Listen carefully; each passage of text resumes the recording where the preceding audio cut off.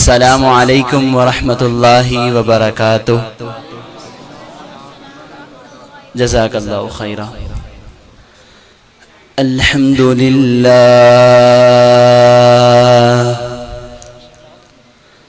الحمد للہ الذی جعل الجنة جزاء المتقین ورفع قدرهم في الدارين بما آتاهم من الإيمان واليقين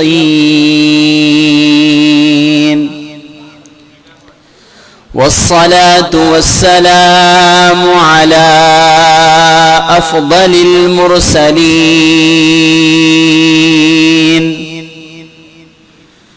الذي بعثه الله بشيرا ونذيرا للعالمين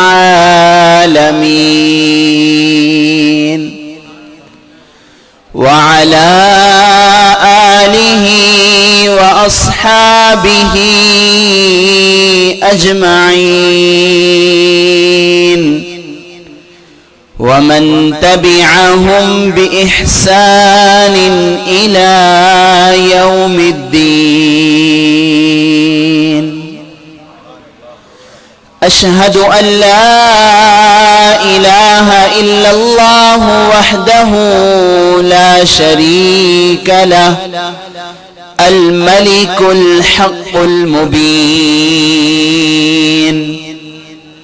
وأشهد أن سيدنا ومولانا محمد صلى الله تعالى عليه وسلم النبي الأمين. أما بعد فقد قال الله تبارك وتعالى في الكلام العظيم: فأعوذ بالله السميع العليم من الشيطان الرجيم. بسم الله الرحمن الرحيم. لقد من الله على المؤمنين إذ بعث فيهم رسولا.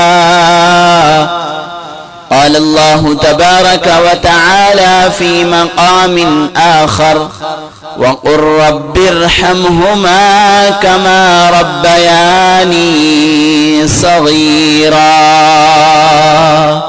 صدق الله مولانا العظيم وبلغنا رسوله النبي الكريم ونحن على ذلك لمن الشاهدين والشاكرين والحمد لله رب العالمين.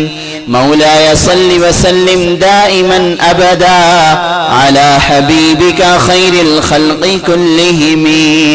هو الحبيب الذي ترجى شفاعته لكل هول من الأهوال مقتحم.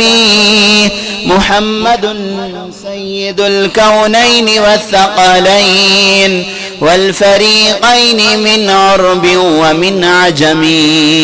ثم الرضا عن أبي بكر وعن عمر وعن علي وعن عثمان ذي الكرم.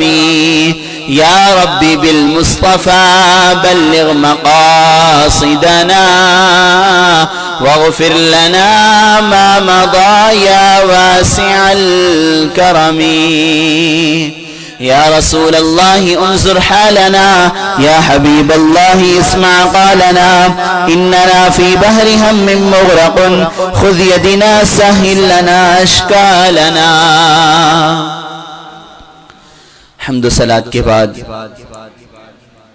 قرآن مجید فرقان حمید کی دو آیات مبارکہ کا مختصراً حصہ تلاوت کرنے کا شرف حاصل ہوا. دعا ہے کہ اللہ تبارک و تعالی ہم سب کو صحیح معنوں میں قرآن شریف کو پڑھنے، احادیث مبارکہ کو پڑھنے اور ان کو سمجھنے اور ان کے مطابق اپنی زندگیوں کو صحیح طریقے سے گزارنے کی توفیق رفیق عطا فرمائے. ابھی جو خطاب آپ نے سنا اس کے اندر حضور شیخ عبد القادر جیلانی، حضور سیدنا غوث اعظم رضی اللہ تعالی عنہ کے حوالے سے ان کی شان، ان کے مناقب، ان کے حوالے سے آپ نے بیان سماعت کیا۔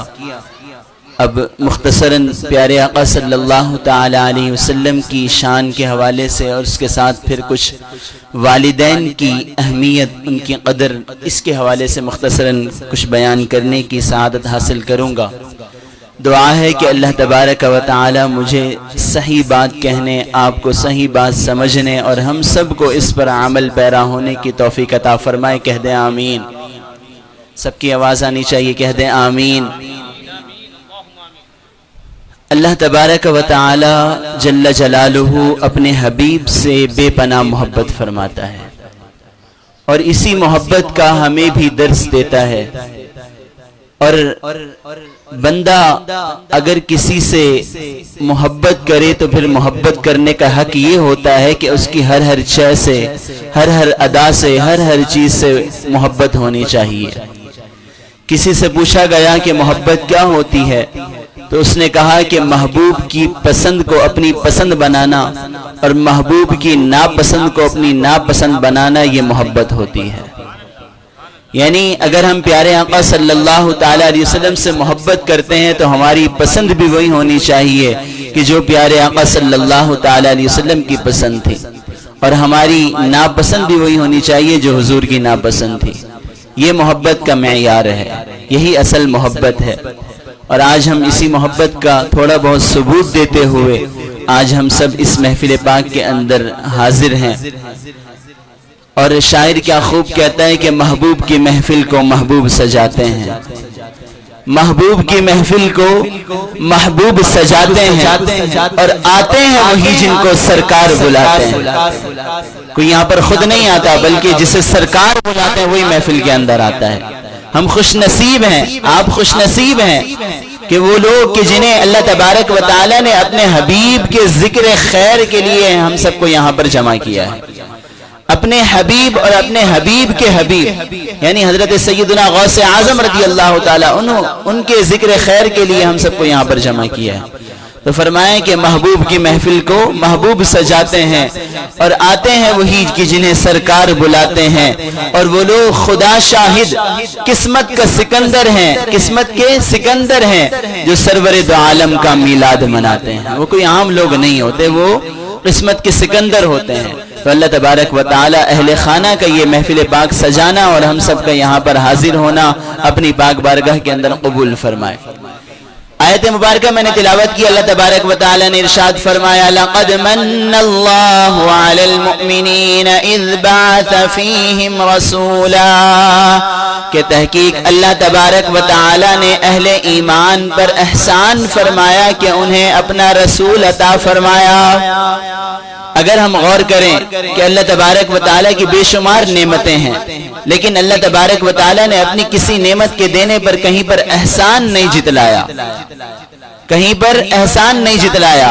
اللہ تبارک و تعالی کی بے شمار نعمتیں، دیکھنے کے لیے آنکھیں عطا فرمائی، سننے کے لیے کان عطا فرمائے، بولنے کے لیے زبان عطا فرمائی، کام کاج کے لیے ہاتھ عطا فرمائے، بے شمار نعمتیں اللہ تبارک و تعالی نے عطا فرمائی، لیکن کسی نعمت کے دینے پر احسان نہیں جتلایا۔ لیکن جب باری آئی حضور صلی اللہ تعالی علیہ وسلم کی تو اللہ تبارک و تعالی نے فرمایا کہ اللہ تبارک و تعالی نے احسان فرمایا ہے اہل ایمان پر کہ انہیں اپنا رسول عطا فرمایا۔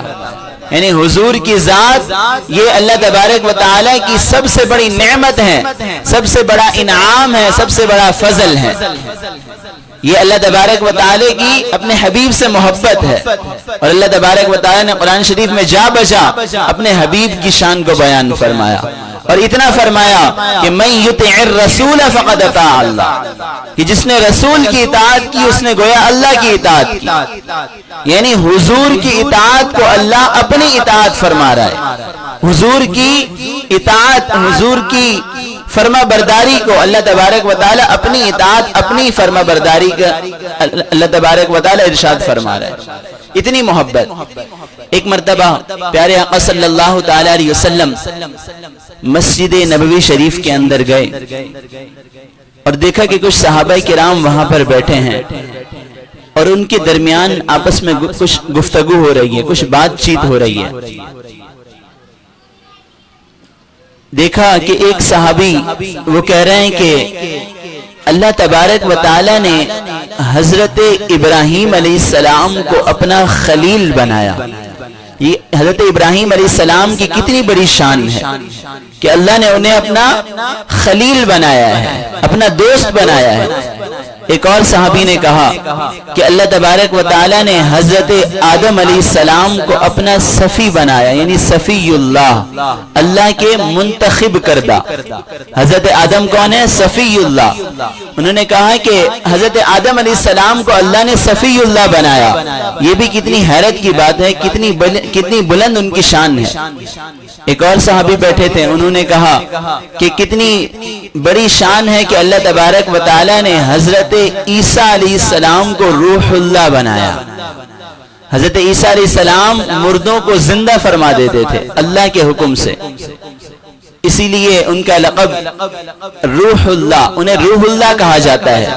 کتنی بلند شان ہے کہ اللہ نے انہیں روح اللہ بنایا.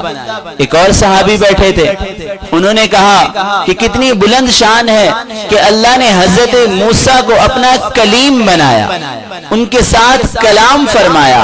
حضرت موسیٰ کا لقب ہے کلیم اللہ, اللہ سے ہم کلام ہونے والے, کلام فرمانے والے. کہ حضرت موسیٰ علیہ السلام نے اللہ سے گفتگو کی تھی, کلام کیا تھا. ان کی بھی کتنی بڑی شان ہے. حضور صلی اللہ علیہ وسلم نے جب ان کی یہ باتیں سنی پھر وہاں پر تشریف لائے اور فرمایا کہ بے شک حضرت آدم صفی اللہ ہے, حضرت ابراہیم خلیل اللہ ہے, حضرت عیسیٰ روح اللہ ہے, حضرت موسیٰ کلیم اللہ ہے. اللہ نے ہر نبی کو شان عطا فرمائی. اللہ کا ہر نبی شانوں والا ہے, عظمتوں والا ہے, رفعتوں والا ہے. لیکن سنو میرے صحابہ, سنو کہ اللہ نے مجھے اپنا حبیب بنایا ہے. فرمایا الا وانا حبیب اللہ, خبردار میں اللہ کا حبیب ہوں, خبردار میں اللہ کا حبیب ہوں. تو یعنی تمام انبیاء کی شانیں, ان کی عظمتیں, ان کی رفعتیں, ان کے مقام بہت بلند ہیں, لیکن جو شان اللہ نے اپنے حبیب کو عطا فرمائی, اللہ نے ہمارے اور آپ کے پیارے آقا, سونے آقا سیدنا محمد مصطفیٰ صلی اللہ تعالی علیہ وسلم کو عطا فرمائی, ایسی شان کسی اور نبی کو عطا نہیں فرمائی. اب دیکھیں کہ حبیب اور کلیم میں کیا فرق ہوتا ہے. کلیم وہ جو کہتا ہے کہ قال ربی ارینی انظر الیک, اے رب میں تجھے دیکھنا چاہتا ہوں, میں تیری زیارت کرنا چاہتا ہوں. کلیم کہتا ہے کون؟ حضرت موسیٰ عرض کرتے ہیں یا اللہ میں تجھے دیکھنا چاہتا ہوں. اللہ فرماتا ہے قال لن ترانی, تم مجھے نہیں دیکھ سکتے, تم مجھے نہیں دیکھ سکتے. یعنی اللہ نے ان کے ساتھ کلام تو فرمایا لیکن اپنی زیارت نہیں فرمائی. لیکن حبیب وہ ہوتا ہے کہ جسے اللہ معراج پر بلاتا ہے اور خود اپنا دیدار عطا فرماتا ہے, اور ایسا دیدار عطا فرماتا ہے کہ کہا جاتا ہے کہ فَكَانَ قَابَ قَوْسَيْنِ أَوْ أَدْنَىٰ, کہ اتنا قریب, اتنا قریب.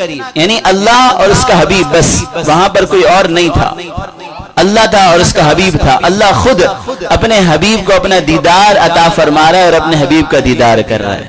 یہ معراج کی رات, تو یہ حبیب کی شان ہے. یعنی حضور صلی اللہ علیہ وسلم کی شان وراء الورا ہے.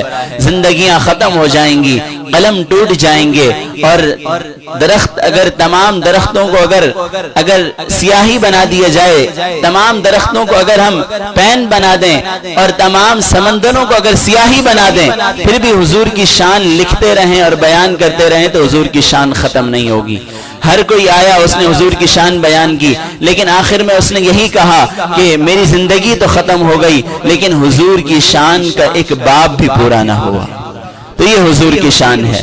حضور کی شان وراء الورا ہے. حضور صلی اللہ علیہ وسلم اپنے منگتوں کو، اپنے امتیوں کو اللہ کی عطا سے جو چاہے جب چاہے عطا بھی فرماتے ہیں اور ان کی داد رسی بھی فرماتے ہیں.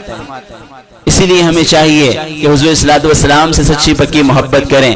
حضرت عبداللہ بن عمر رضی اللہ تعالی عنہ کی حدیث مبارکہ آپ فرماتے ہیں کہ حضور صلی اللہ علیہ وسلم نے ارشاد فرمایا لا یؤمن احدکم حتی اکون احب الیہ من والدہ وولدہ والناس اجمعین. تم میں سے کوئی شخص اس وقت تک کامل ایمان والا، کامل مومن نہیں ہو سکتا جب تک کہ وہ اپنے والدین، اپنی اولاد اور تمام لوگوں سے بڑھ کر مجھ سے محبت نہ کرے. تو حضور کی محبت ہی ہر چیز سے بڑھ کر ہونی چاہیے. حضور سے محبت ایسی ہونی چاہیے کہ جب قبر کے اندر جائیں تو حضور خود فرما دیں کہ وہ میرا غلام آیا. ایسی محبت ہونی چاہیے کہ شاعر کہتا ہے کہ انہیں جانا انہیں مانا نہ رکھا غیر سے کام. انہیں جانا انہیں مانا نہ رکھا غیر سے کام. للہ الحمد میں دنیا سے مسلمان گیا. ایسی محبت کریں کہ ہمارے ہر عمل سے، ہمارے کردار سے، ہماری گفتار سے، ہمارے انداز سے یہ معلوم ہونا چاہیے کہ ہم حضور سے محبت کرنے والے ہیں، حضور کے عاشق ہیں. آج ہمارے دعوے تو ہیں لیکن دلیل ہمارے پاس موجود نہیں ہے. آج ہم زبانی کلامی تو یہ بات کرتے ہیں لیکن اس کی ہمارے پاس دلیل موجود نہیں ہے. اگر کوئی دعویٰ ہو تو اس کے ساتھ دلیل بھی تو ہونی چاہیے. ہمارے کردار سے بھی تو معلوم ہونا چاہیے، ہماری گفتار سے، ہمارے انداز سے معلوم ہونا چاہیے کہ ہم حضور سے محبت کرنے والے ہیں. آج اس محفل سے یہ نیت کر کے اٹھیں کہ آگے کی زندگی ہم حضور صلی اللہ علیہ وسلم کے اسوہ حسنہ کے مطابق گزاریں گے. جس طرح ہر کسی کے حقوق ہوتے ہیں اس طرح پیارے آقا صلی اللہ تعالی علیہ وسلم کے بھی کچھ حقوق ہیں. سیرت النبی کتاب کے اندر علامہ عبد المصطفیٰ الاعظمی رحمت اللہ تعالی علیہ نے حضور صلی اللہ علیہ وسلم کے 8 حقوق بیان فرمائے. کتنے؟ 8 حقوق بیان فرمائے. ان میں سے مختلف حضور کے حقوق ہیں. سب سے پہلا حق تو ہم نے مکمل کر لیا کہ حضور صلی اللہ علیہ وسلم پر ایمان لے کر آ گئے. الحمدللہ الحمدللہ ہم حضور پر ایمان لانے والے ہیں. لیکن باقی حقوق بھی ہم نے مکمل کرنے ہیں. حضور کی اتباع کرنی ہے، حضور کی زندگی کے مطابق، اسوہ حسنہ کے مطابق اپنی زندگیوں کو گزارنا ہے. حضور کی شانیں سننی ہے اور خود بیان بھی کرنی ہے. یہ بھی حضور کہا گیا کہ حضور کا ذکر خیر کیا جائے، جہاں جہاں جائیں حضور کی بات کی جائے. اور حضور صلی اللہ علیہ وسلم کا یہ بھی حق ہے کہ حضور صلی اللہ علیہ وسلم کی ذات بابرکات پر کثرت سے درود پاک بھیجا جائے. تو آج ہم اپنی زندگیوں کے اندر اگر غور کریں تو ہر چیز کے لیے ہمارے پاس وقت ہوتا ہے لیکن درود شریف کے لیے وقت نہیں ہوتا. کوشش کیا کریں کہ روزانہ کم از کم 313 مرتبہ درود شریف پڑھیں. ہم میں سے ہر بندے کی خواہش ہوگی کہ ہم کل قیامت کے دن حضور صلی اللہ علیہ وسلم کے ساتھ ہوں. ہر کسی کی خواہش ہے نا، کس کس کی خواہش ہے کہ ہمارا حشر حضور کے ساتھ ہو. تو حضور صلی اللہ علیہ وسلم نے فرمایا ان اول الناس بی یوم القیامت اکثرهم علی صلاۃ، کہ بے شک کل قیامت کے دن میرے سب سے زیادہ قریب وہ شخص ہوگا جو مجھ پر سب سے زیادہ درود پاک پڑھتا ہوگا. جب ہماری خواہش یہ ہے کہ ہمارا حشر، ہم روز محشر حضور کے ساتھ ہوں تو ہمیں حضور صلی اللہ علیہ وسلم کی حضور صلی اللہ علیہ وسلم کی ذات بابرکات پر، حضور صلی اللہ علیہ وسلم کی مقدس بارگاہ کے اندر زیادہ سے زیادہ درود شریف پڑھنا چاہیے. 313 جو عدد علماء نے لکھا ہے کہ یہ کثرت کے اندر شمار ہوتا ہے. تو روزانہ ہمیں حضور صلی اللہ علیہ وسلم کی ذات بابرکات پر درود شریف پڑھنا چاہیے. نیت کر کے جائیں کہ انشاءاللہ آج سے ہی روزانہ 313 مرتبہ حضور کی ذات پر درود شریف بھیجیں گے انشاءاللہ. درود شریف کی بے شمار برکتیں ملتی ہیں. اللہ تبارک و تعالی ہم سب کو حضور صلی اللہ علیہ وسلم سے سچی پکی محبت کرنے، حضور کی ذات بابرکات پر درود شریف ہمیشہ پڑھتے رہنے کی توفیق عطا فرمائے. دوسری آیت مبارکہ میں نے تلاوت کی. اللہ تبارک و تعالی نے 2 آیات مبارکہ کے اندر والدین کی شان کو یہاں پر بیان فرمایا. ویسے تو کئی آیات ہیں لیکن یہاں پر 2 آیات مبارکہ کے اندر والدین کی شان کو بیان فرمایا کہ اللہ تبارک و تعالی نے سب سے پہلے اپنی عبادت کا حکم دیا. سب سے پہلے اپنی عبادت کا حکم دیا. اس کے فوراً بعد جو اللہ تبارک و تعالی نے دوسرا حکم دیا وہ فرمایا وَبِالْوَالِدَيْنِ احسانا، والدین کے ساتھ حسن سلوک کیا کرو، والدین کے ساتھ بھلائی کیا کرو. اما یبلغن عندک الکبر احدہما او کلاہما، اگر وہ تمہارے سامنے ان میں سے کوئی ایک یا دونوں بڑھاپے کی عمر کو پہنچ جائیں، بڑے ہو جائیں، بوڑھے ہو جائیں، فلا تقل لہما اف، تو انہیں اف تک بھی مت کہو. کتنا چھوٹا جملہ. جب اتنا چھوٹا جملہ کہنے کی اللہ نے اجازت نہیں دی تو آج پھر ہم جو اپنے والدین کے ساتھ جو برا سلوک کرتے ہیں جو لوگ، ان کے لیے یعنی وہ پھر بڑے بڑے جملے یا دیگر الفاظ، تو ان کی تو ویسے ہی بدرجہ اولا ان کی ممانعت ہے. اللہ نے صرف اتنا مختصر سا جملہ یعنی اتنا مختصر سا لفظ اف تک کہنے کی اجازت نہیں دی. آج ہم سوچیں اپنی زندگیوں کے اندر، فلا تقل لہما اف، انہیں اف تک مت کہو، ولا تنہرہما، اور انہیں مت جھڑکو، انہیں جھڑکو نہیں، ان کے ساتھ آرام سے بات کرو. ولا تنہرہما وقل لہما قولا کریما، اور ان سے جب بھی بات کرو اچھے انداز کے اندر بات کرو، مہذب لہجے کے اندر بات کرو، پیار سے محبت سے بات کرو.